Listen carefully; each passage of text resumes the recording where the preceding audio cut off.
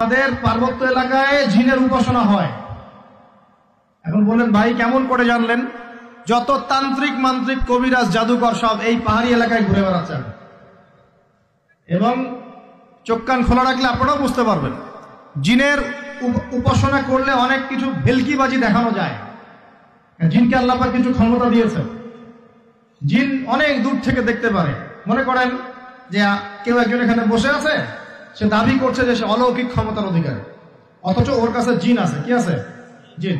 এখন আপনি শুনেছেন যে অমুক জায়গায় অমুক বাবা আছে, সে অনেক বড় ক্ষমতার অধিকারী, যাই দেখি ওনার কি ক্ষমতা। এখন আপনি রাস্তায় আসছেন, তার সেই জিন তো আগেই দেখতে পাচ্ছে আপনি আসছেন দূর থেকে, সে আগে খবর দিল আসতেছে মক্কেল, ওই যে মক্কেল আসতেছে। এখন সে বলল যে ওই ব্যক্তির সাথে যে জিন আছে ওর সাথে কানেকশন করো। সবার সাথে একটা জিন আছে না? আছে কি নাই?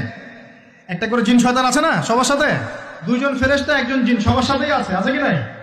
আপনার জিন জানে আপনার সাথে অতীতে কি হয়েছিল? জানে তো। আপনার জিন আপনার সাথে আছে না শুরু থেকে? তাহলে আপনি এক মাস আগে কি করেছেন আপনার জিন তো জানে। ও ভবিষ্যৎ জানে না কিন্তু অতীত তো জানে। ও তো ভবিষ্যৎ জানে না কিন্তু অতীতে আপনি কি করেছেন ও তো জানে না? এখন এ ওর সাথে এই কারিনের সাথে যোগাযোগ করছে। এ ওকে বলছে এই তো এক মাস আগে অমুক মেয়ের পিছনে দৌড়াইছিল, এই এক মাস আগে অমুক একটা মেয়ের পিছনে দৌড়াইছে, ওই মেয়েকে পাওয়ার খুব চেষ্টা করছে, কিন্তু এক মাস আগে ব্যবসায়ী কাজ করছে, কিন্তু এক মাস আগে ওই কাজ করছে। এখন আপনি হেঁটে হেঁটে আসলেন, এদিকে খবর পাস করা শেষ, এসে বললেন বাবা আপনার কি ক্ষমতা, আমি আপনার ক্ষমতার নিদর্শন দেখতে চাই। সেই বাবা এখন বলছে যে তুই তো সেই ব্যক্তি না, তোর নাম অমুক না? আপনি তো ভেবা চাকা খেয়ে গেলেন। হ্যাঁ তাই তো, আমার নাম তো অমুক। তুই তো এক মাস আগে এই মেয়ের পিছনে ঘুরছিস না? তাই তো, আপনি কেমন করে জানলেন? তুই এক মাস আগে এই কাজ করছিস না? তাই তো, আপনি কেমন করে জানলেন? আপনার তো চোখ একদম আসমান উঠে গেল। বাপরে বাপ, সে তো আমার অতীতের সব বলে দেয়, তুই অমুক জায়গায় এটা পাপটা করছিস না, তুই এই জায়গায় ওটা লুকায় রাখছিস না, ব্যাস আপনার মাথা খারাপ। জিনের উপাসনা করে মানুষ অনেকেই। আর জিনরা কি করে? অনেক সময় আসমানের কাছে যায় সংবাদ নেওয়ার জন্য। সূরা মুলক পড়েন, সূরা মুলকের প্রথম পৃষ্ঠা পড়েন। আল্লাহ পাক ওদেরকে তাড়ানোর জন্য আসমানের মধ্যে এই উল্কাপিণ্ড নক্ষত্র নিক্ষেপ করেন। রুজুম আল্লিশ শায়াতিন, আল্লাহ বলেছেন এই নক্ষত্রগুলা আমি রুজুম আল্লিশ শায়াতিন, শয়তানদেরকে তাড়ানোর জন্য রেখেছি। সুবহানাল্লাহ। পৃথিবীতে অনেক কিছুই ঘটে, আমরা খালি চোখে বুঝতে পারি না। এখনকার যুগে কিন্তু বহু মানুষ জিনের উপাসনা করে। আর জিন বলে একটা জাতি আছে, আমাদের সাথেই চলাফেরা করে, আমরা দেখতে পারি না। আমরা কি সব দেখতে পারি? আমরা কি সব জানি? আমরা তো আমাদের আত্মাকেই দেখতে পারি না। এত ঘুমাই গেছেন, আত্মা চলে গেছে, দেখতে পারছেন?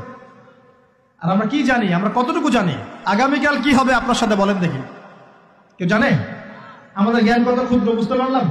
আগামীকাল কি হবে তাই জানি না, আমার আত্মাকেও চোখে দেখি না। আর আমি যদি দাবি করি এখন আমি সব জানতাম, তাহলে কি হবে? অতএব জিন জাতি আমাদের মধ্যেই আছে কি নাই? ওমা খালাকতুল জিন্না ওয়াল ইনসা ইল্লা লিয়াবুদুন, আমি জিন আর মানুষকে শুধুমাত্র আমার ইবাদত করার জন্যই সৃষ্টি করেছি। আল্লাহ পাক আমাদের সবাইকে আল্লাহ পাকের সত্য বোঝার তৌফিক দান করুন। এবার আসেন, এখন কেউ যদি জিনের উপাসনা করে, জিনকে সন্তুষ্ট করার জন্য এই কুরবানি করে, তাহলে কি শিরক হবে কিনা? সেজদা কার জন্যে? অন্য কারোর জন্য করলে কি হবে? কুরবানি কার জন্যে? অন্য কারোর জন্য করলে কি হবে? কার নামে কসম করতে হয়? যদি অন্য কারো নামে কসম করি, এই যে এখন বাপের নামে কসম, মায়ের নামে কসম করেন কেন? কসম করা যাবে না এভাবে। মান হালাফা বিগাইরি ইসমিল্লাহি ফাকাদ কাফার, কেউ যদি আল্লাহ ছাড়া অন্য কারো নামে কসম করে সে কুফরি করবে। যদি কসম করতেই হয় আপনাকে আল্লাহরই কসম করতে হবে। যদি কসম করতে হয় কার কসম করবেন? আর আল্লাহর কসম করে কি মিথ্যা বলতে পারবেন? মিথ্যা বললে তখন কাফারা দেওয়া লাগবে। আচ্ছা, কাফারা কি? সবচেয়ে সহজ কাফারা হচ্ছে 3টা রোজা রাখা। কয়টা রোজা? 3টা। আসেন আমরা যাই। এখন কসম করবো আল্লাহর জন্য, দোয়া করেন কার কাছে? দোয়া কার জন্য? এখন যদি অন্য কারোর কাছে দোয়া করা শুরু করি, সন্তানকে দিবে, অন্য কারোর কাছে চাওয়া শুরু করি, মনে করেন আপনার রোগ ব্যাধি দেওয়ার ভালো করার মালিককে।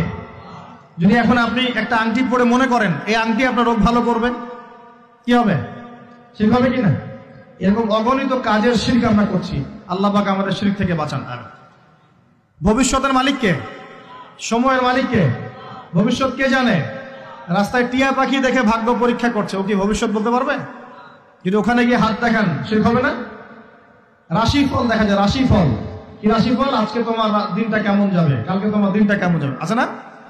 তো এগুলো বিশ্বাস করলে কি হবে? এবং পদে পদে শিরকে নিমজ্জিত আছে। শিরক হচ্ছে এমন একটা পাপ, যেই পাপ আমলনামায় থাকলে পরে বিনা তওবায় যদি সেই ব্যক্তি মারা যায়, আল্লাহ পাক তাকে মাফ করবেন না। ভালো করে শোনেন, শিরক এমন একটা পাপ, যে পাপ যদি আমলনামায় থেকে যায়, বিনা তওবায় সে মারা যায়, শিরকের পাপ নিয়ে আল্লাহর সামনে দাঁড়ায়, আল্লাহ তাকে মাফ করবেন না।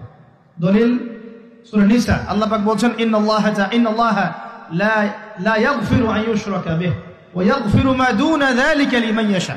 আল্লাহ পাক তার সাথে শিরকের গুনাহ মাফ করবেন না, এছাড়া যে কোনো গুনাহ যাকে ইচ্ছা মাফ করবেন। বুঝাচ্ছি, মনে করেন একজন ব্যক্তি জিনা করেছে, কথা নাউযুবিল্লাহ, একজন ব্যক্তি জিনা করেছে বা মিথ্যা কথা বলেছে বা ধরেন মদ খেয়েছে ইত্যাদি। এখন সে তওবা করলে তো মাফ পেতই, তওবা করলে মাফ হতো না? তওবা করলে মাফ তো পেতই। মনে করেন তওবা না করেই মারা গেছে, আল্লাহ পাক চাইলে কিয়ামতের মাঠে এই পাপ বিনা তওবাতেই মাফ করতে পারে। বুঝতে পারছেন না মনে হয়? মনে করেন একজন ব্যক্তি মদ খেয়েছে, জিনা করেছে ইত্যাদি, সে তওবা করার ফুরসত পায় নাই, বিনা তওবায় মারা গেছে। আল্লাহ পাক চাইলে কিয়ামতের মাঠে তওবা না করা সত্ত্বেও আল্লাহ পাক তাকে মাফ করতে পারে। কিন্তু একজন ব্যক্তি শিরকের পাপ করেছে, তওবা না করে মারা গেছে, আল্লাহ পাক কিয়ামতের মাঠে শিরকের পাপ মাফ করবেন। আমি কি বুঝতে পারছি? অন্য পাপের কারণে আল্লাহ রাব্বুল আলামিন শাস্তি দিয়ে হোক, কোনো একটা ভাবে হোক, নবীর সুপারিশের মাধ্যমে হোক, তাকে জাহান্নামে গেলেও সেখান থেকে বের করে জান্নাতে দিবেন ইনশাআল্লাহ। কিন্তু শিরকের পাপ যার আমলনামায় থাকবে, তার উপর জান্নাতকে হারাম করে দেওয়া হয়েছে। বলেন নাউযুবিল্লাহ। সূরা মাইদায় দলিল আছে, শিরকের পাপ যার আমলনামায় আছে তার জন্য জান্নাতকে হারাম করে দেওয়া হয়েছে।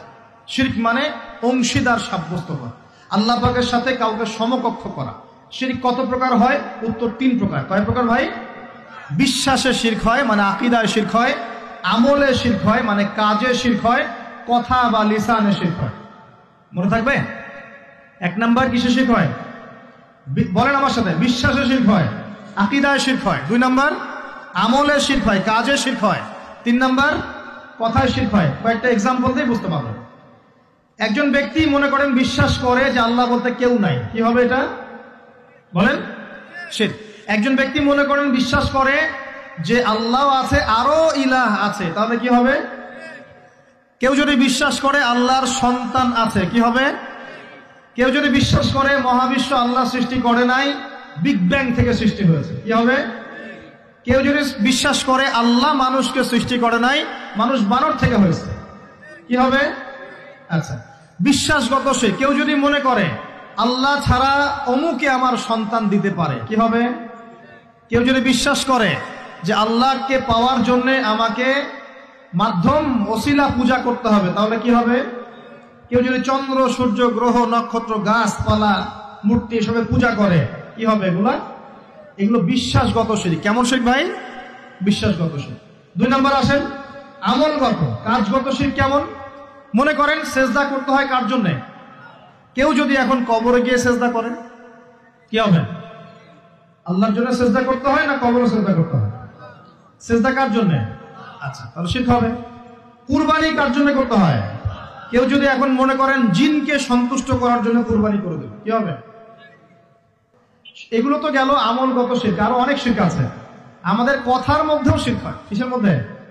কথার মধ্যে। যেমন আমরা বলি ডাক্তার ভালো ছিল, না হলে রোগীকে বাঁচানো যেত না, বলি কিনা? অনেকে বলি না? শিরক হবে। কেউ যদি বলে যে ড্রাইভারটা ভালো ছিল, না হলে গাড়ি নির্ঘাত অ্যাক্সিডেন্ট করতো, কি হলো কথায়? আরেকটা বিষয় আছে, আমরা অনেক সময় ইবাদত করি মানুষকে দেখানোর জন্য, সবাই বড় দানবীর বলবে, আমাকে নামাজি বলবে, এটাও কি? এটাও শিরক। কথার মধ্যে আর অনেক শিরক করি। সার্বভৌম ক্ষমতার মালিককে, তাবারাকাল্লাযী বিয়াদিহিল মুলক, সার্বভৌম ক্ষমতার মালিককে আমরা যদি মনে করি আমরাই সার্বভৌম ক্ষমতার মালিক, কি হবে? ঠিক হবে না? এরকম প্রচুর শিরকে আমরা নিমজ্জিত আছি। সবচেয়ে বড় যে শিরকটা এখনকার বিশ্বে চলছে সেটা হলো আল্লাহ পাকের হালালকে আমরা হারাম করে নিচ্ছি, আল্লাহর হারামকে হালাল করে নিচ্ছি। করছে কিনা বুঝতে পারছেন না মনে হয়। মাদক দ্রব্য কি হালাল না হারাম? আমরা অনেক সময় হালাল করে নিয়েছি, নাই? জেনা হারাম না হালাল? আমরা এখন জেনাকে প্রমোট করছি, উস্কে দিচ্ছি। সমকামিতা হালাল না হারাম? এই সমকামিতার ব্যাধি ছড়িয়ে পড়েছে এখন সমাজের রন্ধ্রে রন্ধ্রে, পড়েছে না? এদেরকে আল্লাহ পাক এমন শাস্তি দিবেন যে শাস্তি আল্লাহ পাক কুল কায়নাতে কাউকে দেন নাই। কেমন শাস্তি দিবেন? কওমে লূতকে আল্লাহ রাব্বুল আলামিন মাটি থেকে উপরে উঠিয়ে আকাশ থেকে পাথর বর্ষণ করে থেতলে দিয়ে আবার মাটিতে দাফন করে দিয়েছে কওমে লূতকে। আল্লাহু আকবার। এই শাস্তি অপেক্ষা করছে এদের জন্য। সুদ হালাল না হারাম? আমরা কি এটাকে জায়েজ করে দিচ্ছি কিনা, খাচ্ছি কিনা? এই বিশ্বের সবচেয়ে বড় একটা সমস্যা চলছে, আল্লাহ পাকের হারামকে আমরা হালাল করছি, হালালকে হারাম করি। এটাও শিরক। এখন আল্লাহ পাক যে বলছেন সবাইকে মাফ করে দিবেন, আল্লাহ পাক শিরক যে করে তাকে মাফ করবেন না। এখন বলেন কত পার্সেন্ট মানুষ মাফ পাবে? এই পাপগুলো কত মানুষ করছে? সবাই করছে না? মোটামুটি সবাই মোটামুটি শিরক করছে। আমরা আল্লাহ পাক আমাদের সবাইকে শিরকের পাপ থেকে বাঁচিয়ে রাখবেন। এর পাশে একটা শিরক আছে রিয়া বা গোপন শিরক, লোক দেখানো আমল, এটাও গোপন শিরক। আর এক শ্রেণী। আচ্ছা, এখানে একটা কথা বলে রাখি, এই শিরকগুলো থেকে বেঁচে থাকলে কি হবে? শিরক থেকে বেঁচে থাকলে আপনার আমল নামায় যদি আসমান জমিন সমান গুনাহও থাকে, আল্লাহ পাক সমস্ত গুনাহ মাফ করে দিবেন ইনশাআল্লাহ। মনে করেন একজন ব্যক্তির আমল নামায় জেনা, সুদ, ঘুষ, হাবি জাবি দুনিয়ার পাপ দিয়ে ভর্তি, কিন্তু কোনো একটা কারণে বা কোনো একভাবে তার আমল নামায় শিরকের কোনো গুনাহ নাই, শিরক করে নাই। ইনশাআল্লাহ তাআলা কোনো না কোনো ওসিলায় হলে আল্লাহ পাক তাকে কিয়ামতের মাঠে মাফ করে দিবেন ইনশাআল্লাহ। একটা হাদিস বললেই যথেষ্ট হবে, তারপরে সামনে যাব।